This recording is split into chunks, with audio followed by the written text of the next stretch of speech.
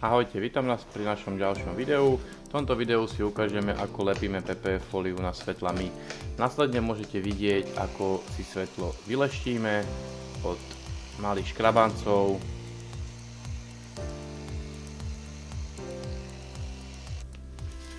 Svetlo poutierame od brusnej pasty. Brusnú pastu používame stredný kotúč, žltý. Odlepí sa páska maskovacia. Maskovaciu pásku dávame, aj keby sa nemusela, ale robí sa svetlomet, nie lak. Svetlo si odmasníme klinetom od H2. Nastriekame slip, je to šampón Johnson destilovanou vodou. Svetlo si vystierkujeme od prachu a nečistôt. Následne nastriekame fixačný gel.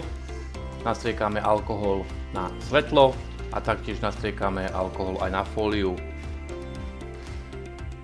Fóliu natiahneme a začneme stierkovať. Vždycky fóliu musíte natiahnuť.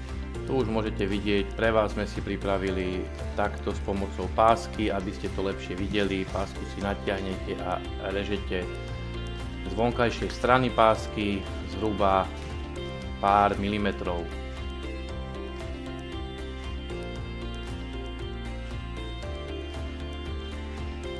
S páskou sa to robí troška ťažšie, ale pre vás sme si to pripravili, toto video, aby ste videli zhruba, kade ide ten rez.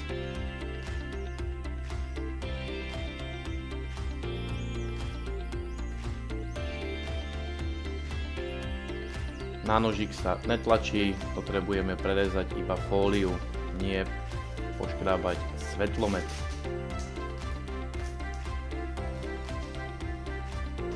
Dostierkujeme si ešte po rezaní.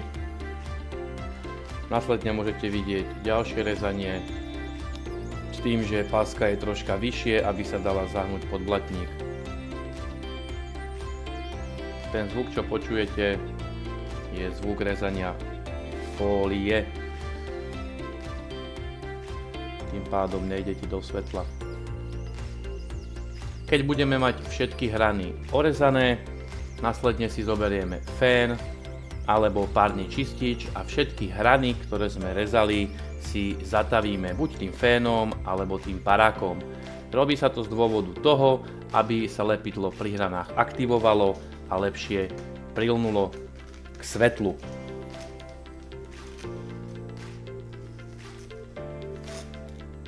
A tu už môžete vidieť hotové svetlo, ktoré sa nám pekne podarilo. Ja vám ďakujem za pozornosť.